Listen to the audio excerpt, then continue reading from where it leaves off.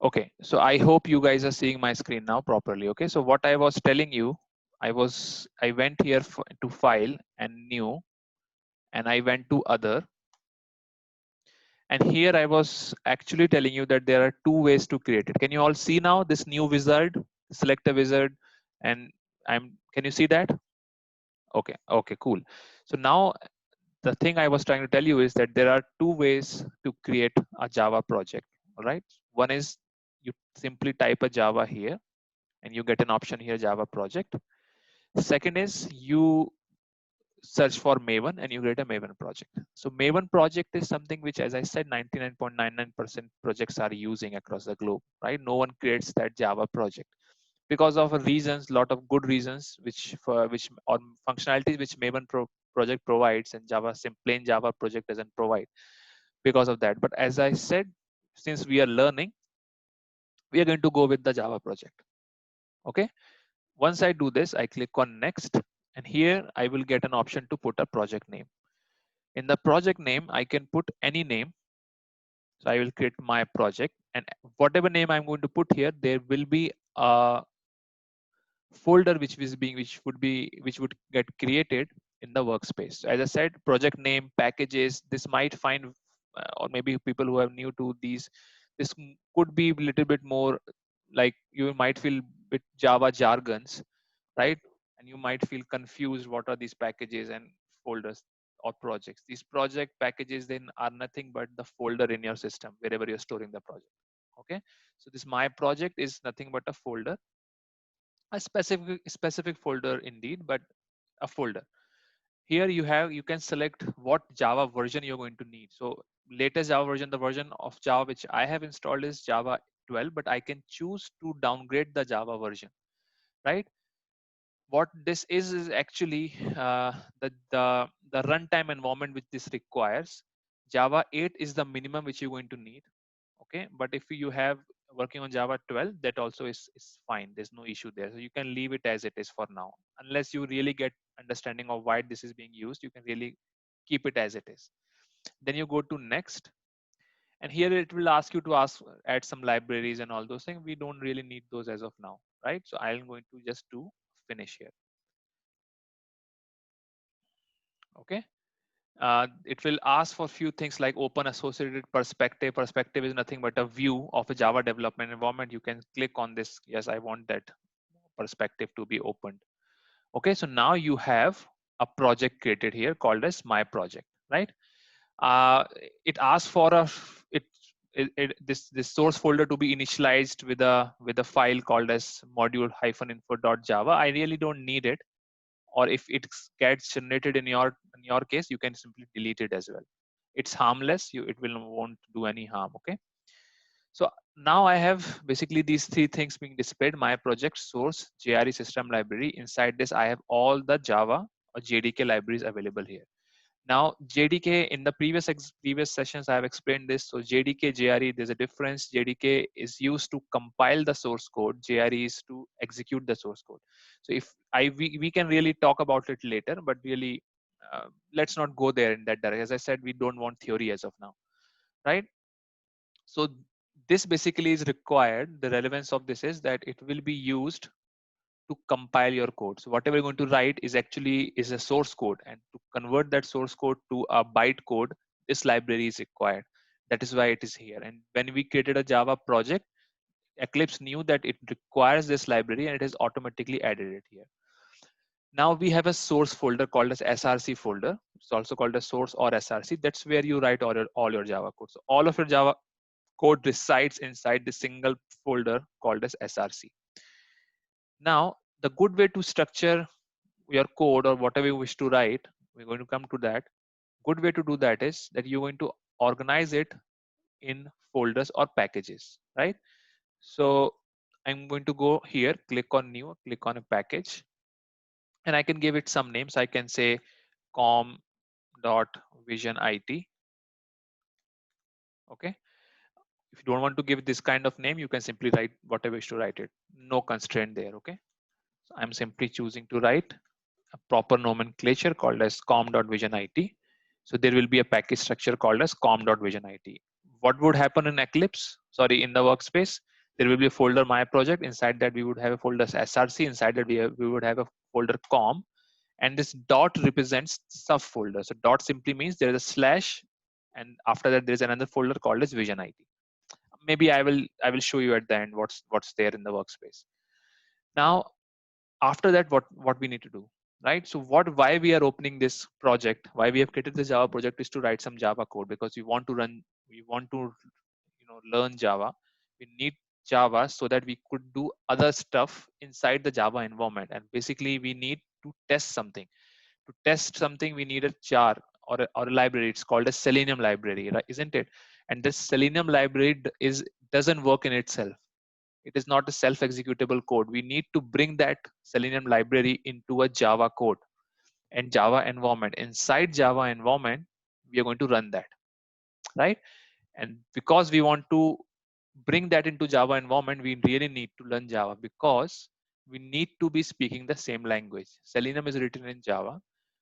You want to make use of Selenium, so you want to talk to Selenium in Java, which is a language. So you also ought to learn Java. Otherwise, you will not be able to talk to Selenium, right? So Selenium can give you, Selenium can automate a browser, but you need to tell Selenium that you how and what and exact nitty-gritties of what, how, and it should be testing the browser. And that instructions you have to give in Java, and that's why we are learning Java. Okay, that's the intent. I just tried to describe why we are doing this. Okay. So now since I'm here, I need to write some code. And where I write code, so in Java, there's a specific place where you actually write code. That specific place is called as classes. There cannot be any code which is beyond classes. So classes is nothing but a file, right? Its extension is .java file. So I will have to first now create a class here. So I will go to new, create a class. I will perhaps give it a name as my first class. And there are options basically. So I can add a constructor. I'll talk about constructor. I can add a public static void main, which will actually acts as a starting point of my application. If you don't have this statement in any of your class file in your project, nothing will gets executed, right? So this acts as a starting point. So I will click on this so that it gets generated. Finish. And as you see, the method gets generated here as public static void main.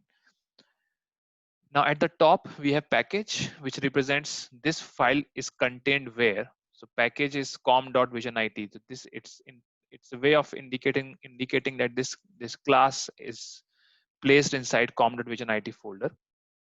Then this is your class name. To represent that this is a class, there has to be a keyword called as class. Then there is another keyword called as public. Public is nothing but also called as access modifiers. So we have few access modifiers in Java: public, private, then we have default, then we have protected, right?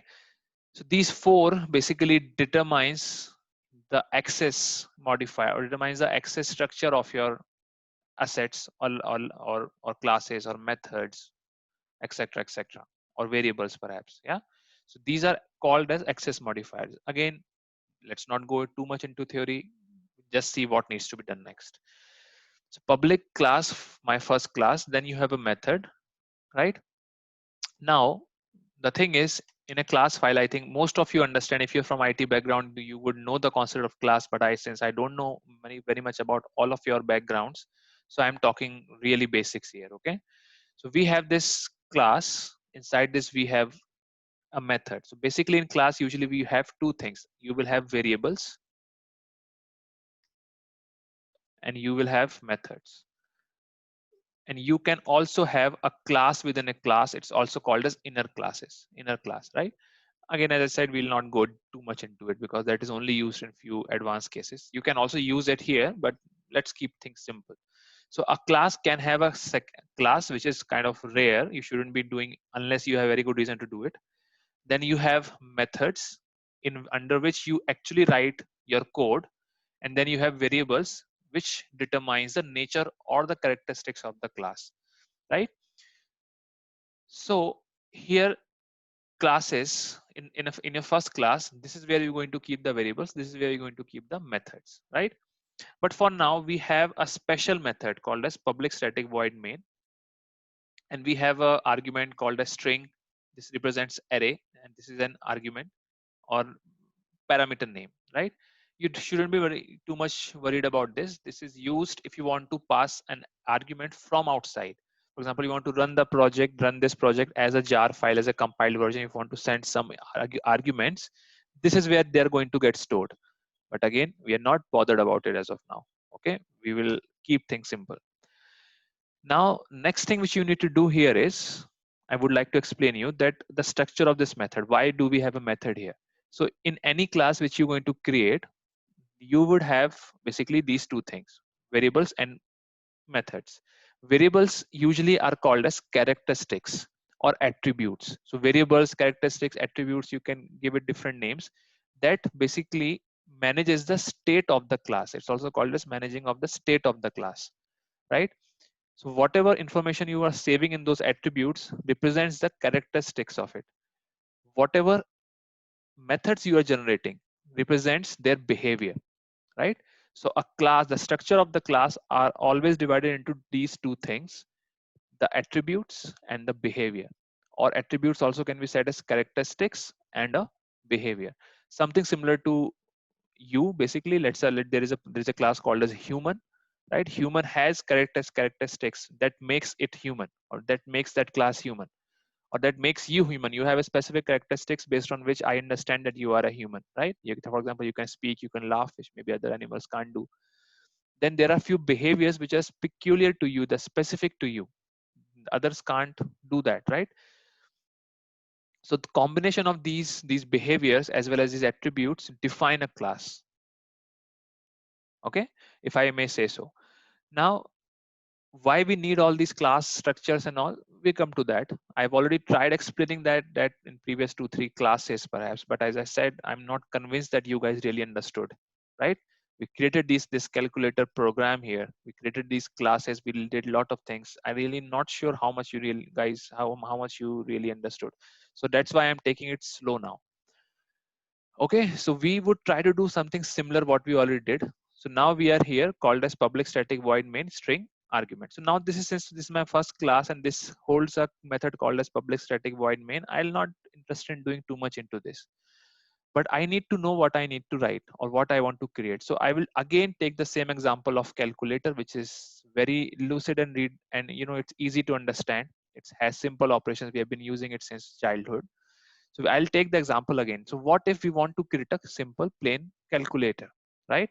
So if I want to create a calculator, we need to know what are the behaviors we're going to add there. So what are the behaviors? Can anyone tell me what are the behaviors if I want to create a calculator? What are the behaviors? Anyone?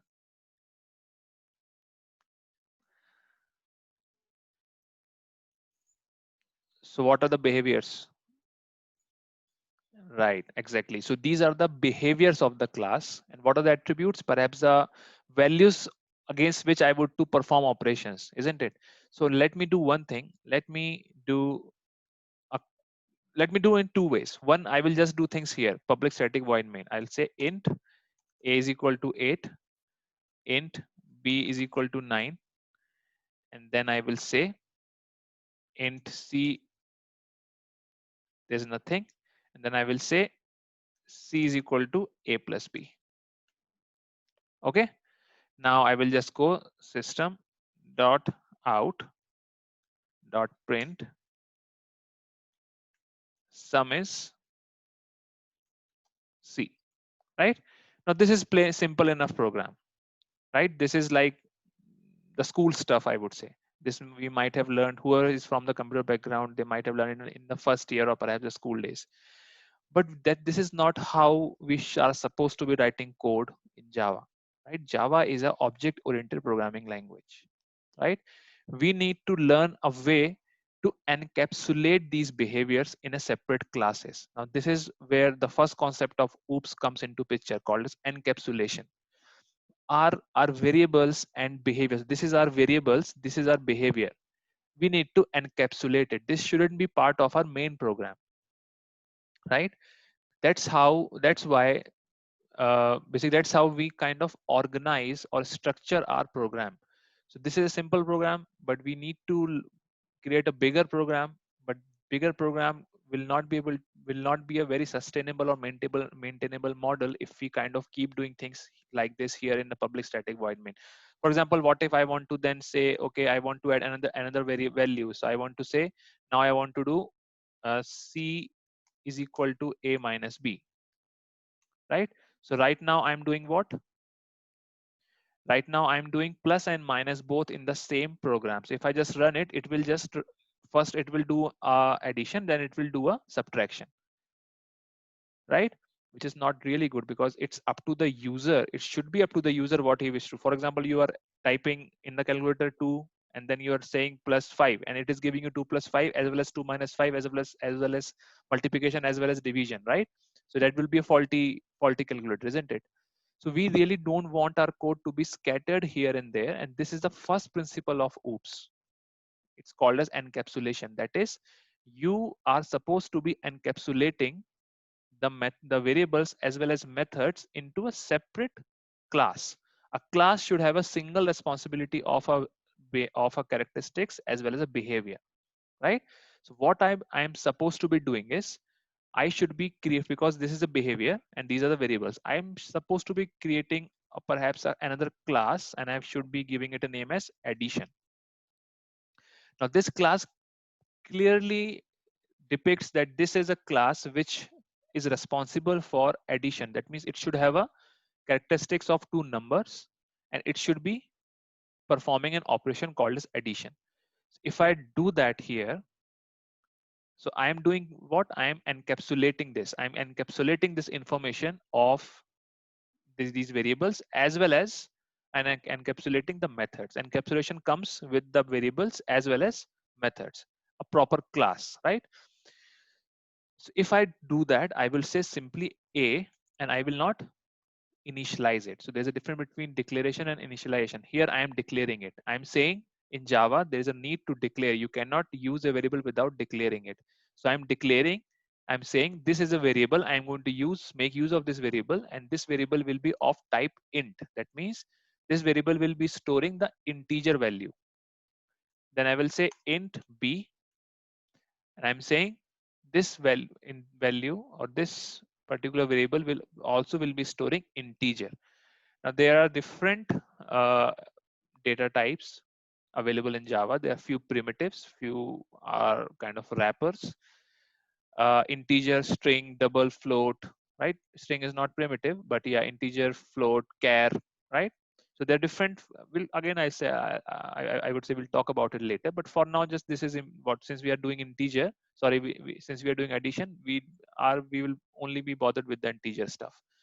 So this is the way basically you would like to define what kind of variable you're going to use. And then we have, let's say, another variable called as int result. Okay. Now notice I am only declaring it. I am not initializing it. So there are two words here which is to be noted. One is this is a class. Second, these are the characteristics of the class. They are also called as instance variables, right? These are not simple variables. These are variables of, or maybe called as instance variables. Okay, I might be using these words, so that's why I'm trying to explain these things to you guys. Because if I repeat saying these are instance variables, you shouldn't be confused what I'm trying to say. So these are instance variables. If I'm defining in the class and not inside a method, it's called as instance variables. Now since I've done it, I have not declared it. Okay, I'm not declaring it, sorry. I'm not initializing it. I'm just declaring it. I'm not initializing it. So I'm not saying something like this, right? Now this will give me power to make use of this addition class to pass different variables. Okay, I'll show you how that would be done. Now second thing I would like to have it here is I will create a constructor. Now what is a constructor? Constructor is a special type of method which doesn't have a return type. So here, if you are from the computer background, if you already know this, then a constructor doesn't have a return type. Okay, and the name of the method should be exactly similar to the name of the class. And when I do that, this becomes a constructor, right? There can be different constructors. So basically I can also do this. I can also do this. I could say like this, int a comma int b. Okay, what does this mean? This is called as overloaded constructor. So a class can have these kind of constructors. You can create these constructors, and purpose of these constructors are that as soon as you create a object of it, now again, if you're not very sure what is an object, we'll talk about it. So when we create or initialize or instantiate this class, these constructors will be called, automatically called. So since I have a constructor called as public addition int a int b, and we have a constructor public addition, and it really doesn't do anything, so I will just remove it. So now I have a constructor which is a parameterized constructor. Constructor is as I said, is a special type of method, nothing else, right? It gets executed. You can actually write code here. I will tell you what code to write, but in very simple form, this is nothing but a method which automatically gets executed. So you don't have to call the method, right? So now I would do a simple thing here. I would say this dot a is equal to a, this dot b is equal to b. So what I'm doing here is I'm saying whatever information which is going to come from here in the variable int a and int b is going to get stored inside these variables. This represents this class. So when I say this, understand this as this class. Okay. So this class, this object dot a, which is this, should have a value which I am passing from outside. And this dot b, which is this, should have a value which I am passing from outside again. I really don't really need to make use of this here. The reason I have to use it because this name and this name is same. If I happen to do this, then I really don't need to mention. I would simply say B is this and B1 is this, or I would, for more clarity, not to get confused, I'd simply say number one, number two, which I'm sending from outside, and this will be like num1 and num2, something like this.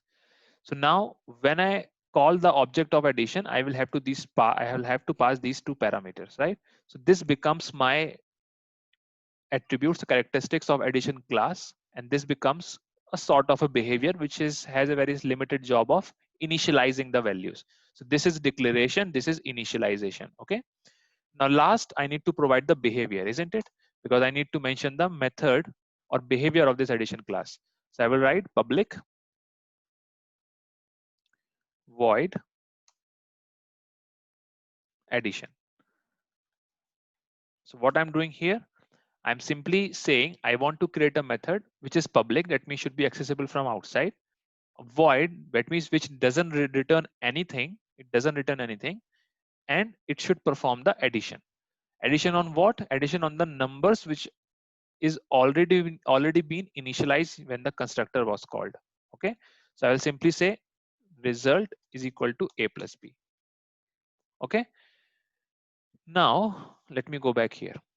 Now I am in the main program. Okay, now here the thing is, this is the starting point of your program. Okay, this is a starting point. So if I want to do an addition, what I would do is I would need to create an object of this addition class. Okay. Now this object of addition class, how to create an object in Java for any class, there is a specific way of doing that. So how you will do it? You will write the name of the class called as addition. Then you will give the name of the method. Okay. You can give any name. Then you're going to use a keyword called as new. Then you're going to write addition. Okay. This is how you initialize a object in Java. Okay. Or instantiate the object in Java. Name of the class here, name of the class here, keyword is new, and this is the variable. Okay. Now this is giving error. If let's say you are getting this kind of errors, the thing you need to do is you need to kind of hover it on there. And it will tell you what is the error. Sometimes error is very specific. It's very clear what is the error, so you can understand. If not, then yeah, you can take a screenshot and post on the group saying that I'm not able to understand what the error is. Okay. So here it's simply saying the constructor addition is undefined. It means I'm trying to kind of create an object. Okay. And when I create the object, as I said in the beginning, a constructor is supposed to be called. But here in this case, I have only one type of constructor. I don't have a constructor here which says this.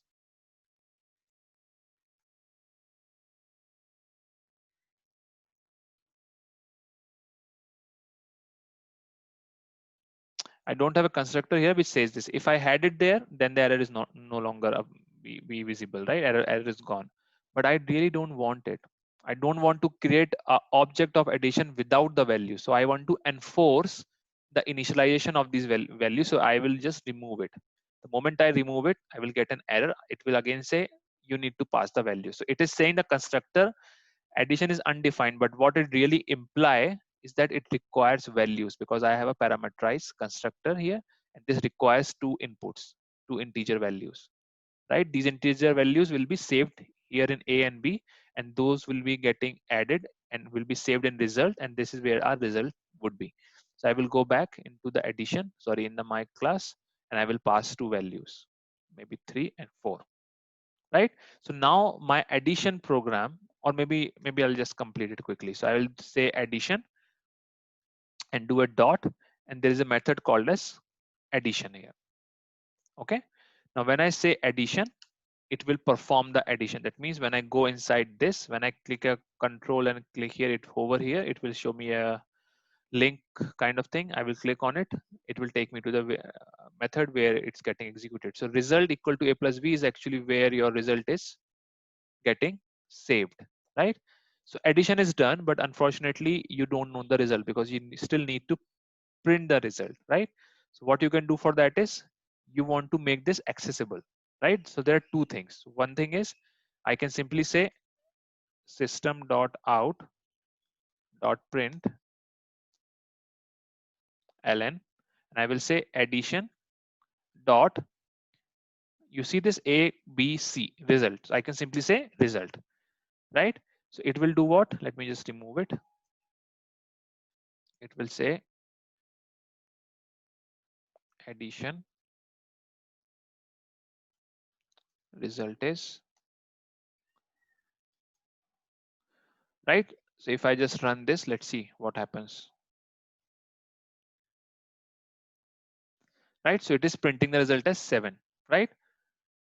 But it is kind of violating the oops principle. Can anyone tell me what principle of oops it is violating?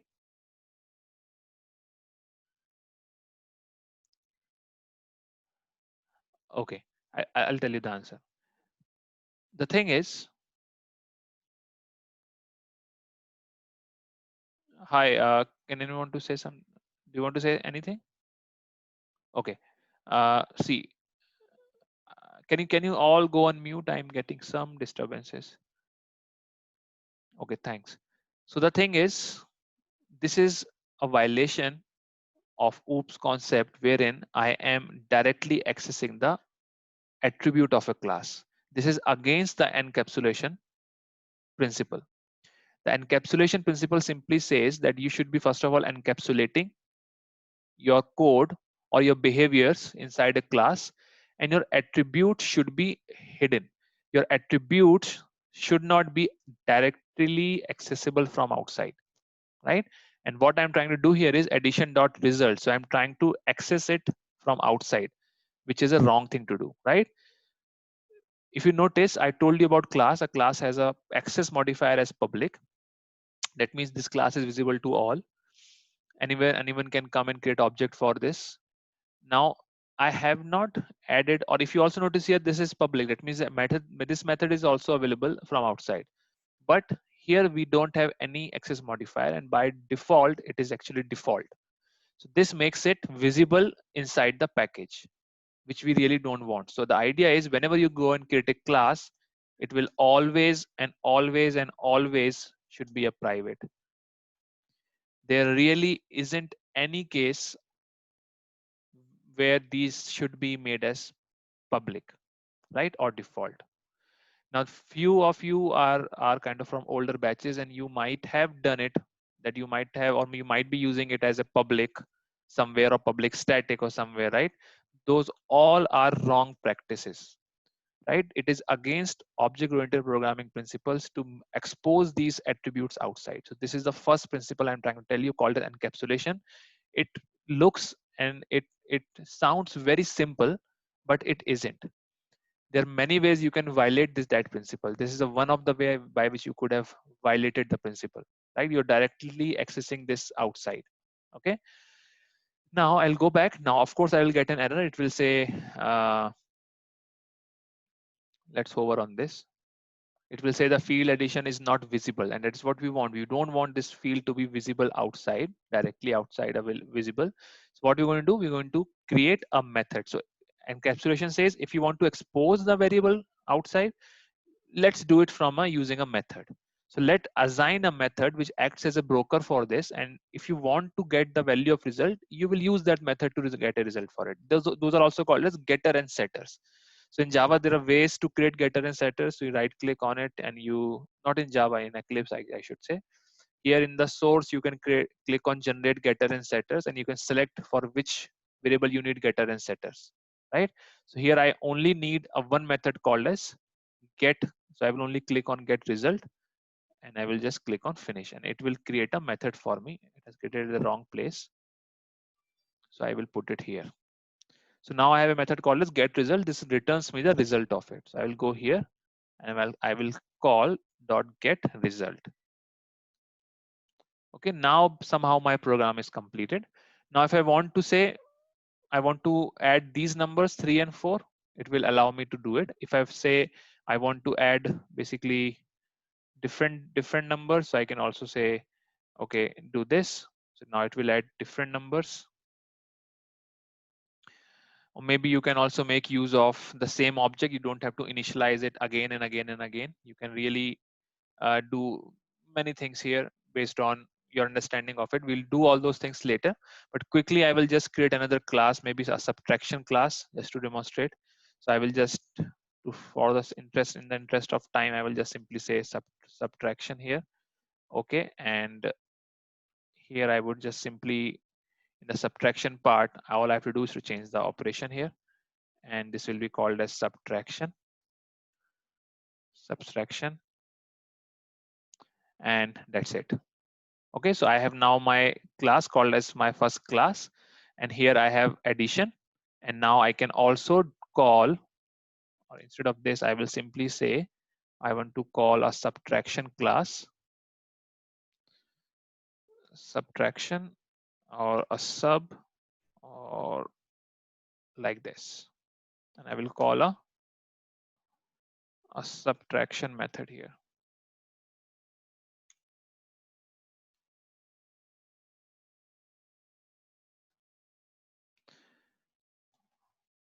So now it will do a subtraction, this will do a addition.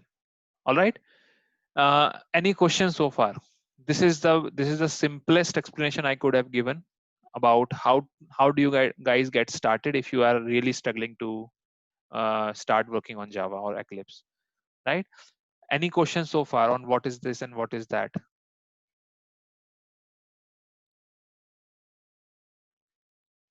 All right, if not, then I will just try to introduce a little bit more complex concept or another object oriented principle, which is really would be very helpful in understanding or making your code more reusable, right? That principle is called as inheritance. Okay, the people who are really very new to Java, you might find little bit difficulty in understanding what it is, but really it's not. If you understand it, right, if you pay attention, it's not really that difficult. And object oriented programming is a must, is a necessary for you to be able to write a good code or to become a right or good automation tester. You can, as I said, you can do all the operations of addition, multiplication in a single class or single method called as public static void main. You could do everything here. There is no constraint in Java. There is no one is saying that you don't do that. You can do all of that in a single method that is called as procedural programming. We don't want to do procedural programming in an object oriented programming language. Otherwise you are just kind of, you're using AK-47 to use it as a club, like hitting using it as a stick or something, right? So you're like completely misusing the or abusing the program. You're just not completely using it. So that's the reason you need to learn object oriented programming, and which is very important. And you also need to understand the nitty gritties of it. As I said, there's very, you might feel that you are using or you are properly have implemented the inheritance, you are properly have implemented the encapsulation, but you might make mistakes which is actually a violation. For example, I just told you a mistake. So there was an encapsulation in the form of addition class, but since you did not make this as private, it was a kind of a violation of encapsulation principle, right? So similar way, you can make many mistakes if you're not fully aware of object oriented programming, and that is why I'm just trying to explain that from the day one, because there's no point of learning something in a wrong way and then try to improve it. Why not learn it in the right way, right? So the right way of this is that object oriented programming and object oriented principles are very is a must and very important concept which you ought to learn even from the day one when you start writing your code. So today we have learned encapsulation, and then I'm going to extend this further for inheritance. Just bear with me for another 5 minutes, 5-10 minutes. I will just quickly try to show you what changes I would make in this so that it becomes more reusable, right? So this, what I'm going to do next is, this is also called as inheritance, or in some sense it's also called as generalization, right? Generalization is nothing but a parent child relationship.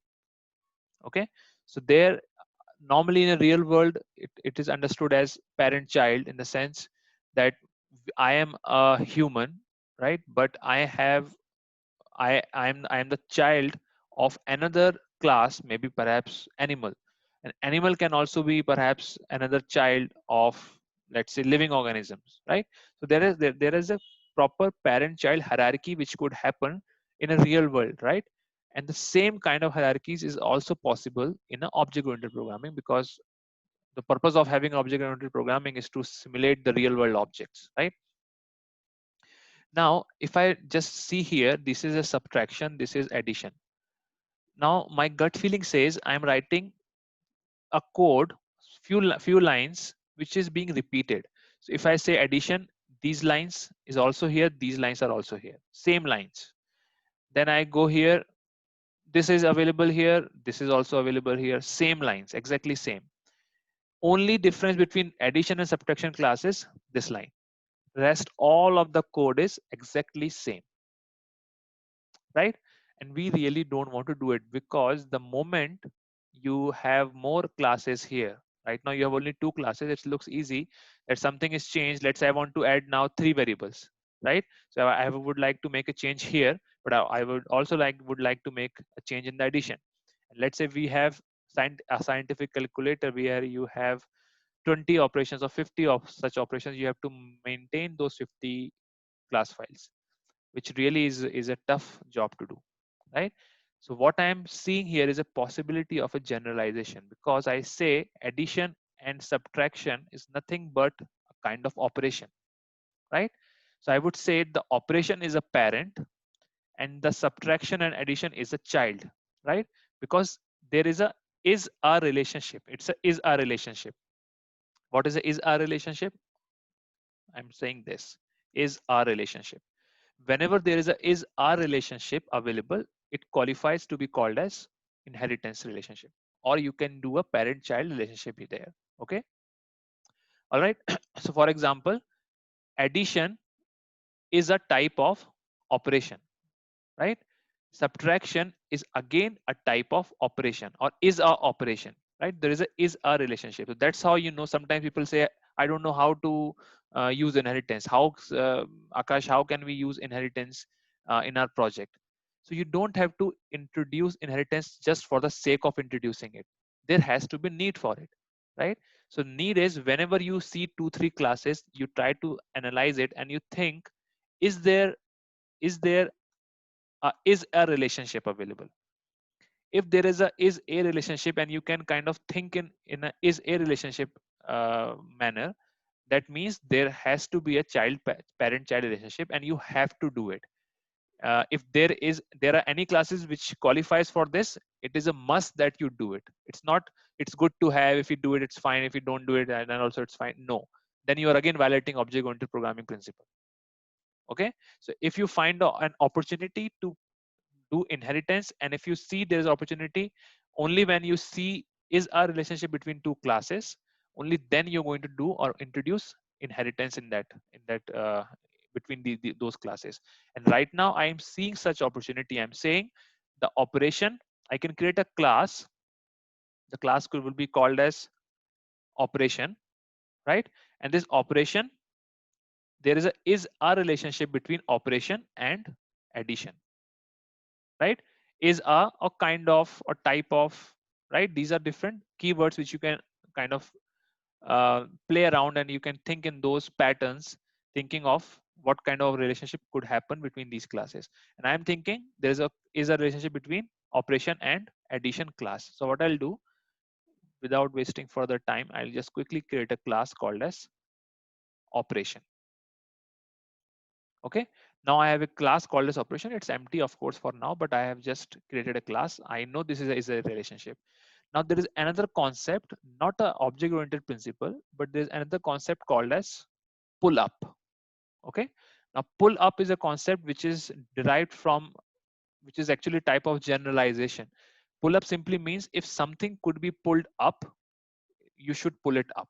Okay, so now since I have these two classes, addition and subtraction, and operation I think is a, it should be a parent class for it. So first of all, before I do that pull up and all, I would just say that addition extends operation. Now, so now I have connected the addition with the operation. Let me just remove this line here, right? So public class addition extends operation. Okay, the same thing I have to do here, which is extends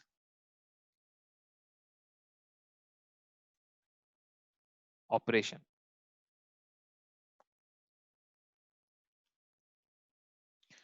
All right, so I have kind of connected this class with addition as well as subtraction class. All I'm saying here is, it's simple to understand. All I'm saying is that subtraction is a type of operation, or subtraction is a operation, or is a kind of operation, right? This is all I'm saying. Right now operation is empty, there's nothing present here. So now I can actually think of pull up concept. I would say what is common, can we put that common stuff inside the operation, right? So I would say whatever is common in addition and whatever is common in subtraction, how about pulling this up, means operate into the operation. So hierarchy is something like this, right? So hierarchy is something like operation, under which you have addition, and under which you have subtraction, isn't it? So operation is at the top, and whatever you have in the addition which could be reused or which is common, and whatever you have in the subtraction which is again a common, something common, it should be, you have to move it up. Okay, so you need to move those things up, right? What is common here? This what I'm telling you as a jargons are actually industry standards. Pull up is a concept wherein when you do this generalization, you need to pull the common code which you have in these classes, you need to bring that to the parent class. So when I said pull up, I'm saying the common code needs to be pulled up. So what I'll do, I will say this line and these lines are common, isn't it? So I'll just cut it from here and I'll put it at the top, right? And I will do the same thing in the subtraction. So I will say do the same thing here as well as in the operation. So now I will get some error. The errors are that now it is not able to access this a variable and b variable. Why? Because in the operation I have marked them as private, right? Because we have understood this encapsulation concept that nothing should be visible outside, right? It should be always be private, right? But there is another access modifier which allows this to be private, kind of private, that no one can access it. But this then also can, this can also can be made as protected, so that the subclasses can actually make use of them. Okay, so the addition is actually your subclass, and subtraction is also your subclass. All right, and then these subclasses can actually be, you can actually make use of these subclasses, sorry, these variables inside your subclasses, right? Which is this subclass, this operation becomes your parent class. So I moved this addition, the common code, to the top here in the operations. And now this A is actually pointing to these variables here. And the same variable is also actually being used here. All right. So far, so good, guys. Are you with me? Are you following me? Or everyone is sleeping? That's a okay. That's the beauty of online sessions. You know, you can sleep as well. In the classroom classes, it's difficult. You know. Okay. Right. Listening. Okay. Anyway, I have made this very clear that you are allowed to sleep in my class. Even the classrooms, when we used to have classrooms, I used to say that if you're sleeping, it's my mistake, it's my failure, right? So if you want to sleep, you really can. All right. Okay. So now I'll just try to wind up quickly, okay? Because we have exceeded the time I assigned 1 hour for this session. Anyway, so I'll go here in the subtraction part. So now this is actually pointing to here, right? Now I also see an opportunity to do these assignments, which is again common in addition as well as common in subtraction. So what I would do is I would say I don't want this to be here. So I will just cut it perhaps from here, and I will put it here. I will say a constructor called as operation, because now I want to make use of constructor of the parent class, right? So I would say operation int num1, int num2. I mean, you can do this. You can also make use of the same constructor, right? So there's no, if you find it complicated, maybe for the beginning, let's not do that then. Okay, let's keep it as simple as this, right? Now I see opportunity for this, right? So at least this we can move. At least we can move this get result, right? So if I just cut it from here and I put it here. So now my sub has only these two things, and my addition now also has only these two things. So now I have made my code by implementation of this inheritance concept. I have made my code more reusable and very less maintainable. I mean, sorry, high maintainability. Okay. If something has to be changed, a variables has to be changed, all I have to do is to make changes at one place only, called as operation. And it will cascade its effect over all the subclasses, right? So this is what you get when you implement inheritance, right? Next thing you can do, what you can achieve by doing this parent child relationship is another concept which we are not going to do today. We're going to talk about it tomorrow. It's called as polymorphism. But what you can do here is, you see I am doing addition, addition, new addition. So I'm creating the object as addition, and then I'm initializing it as addition object, and then same thing I'm doing it for here, like called as subtraction, right? But since I have this relationship called as parent child relationship, so the addition object, addition class, and subtraction class has the same parent, which is operation. So now I can also declare it, instead of declaring it as addition, I can also declare it as operation, right? I will talk more about it perhaps in tomorrow's class. This also constitutes a concept. You can understand it in the form of polymorphism, but not exactly. So I will distinguish between, or determine, or basically explain all of that maybe in the tomorrow's class. For today, I think two concepts are enough: encapsulation and inheritance, right? But all I'm trying to say is that these kind of things is also possible when you actually have a parent.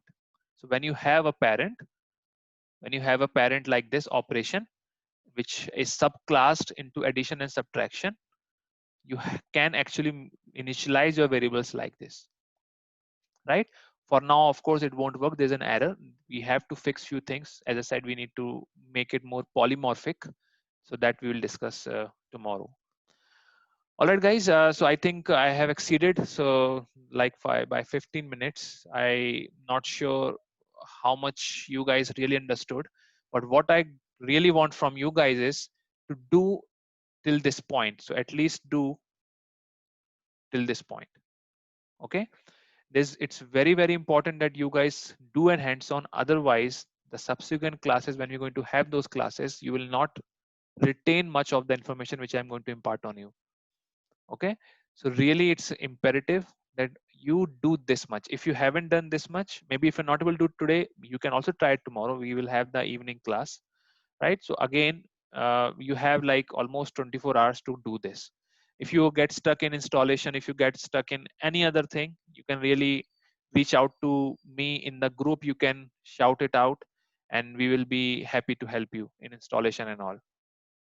Okay. All right.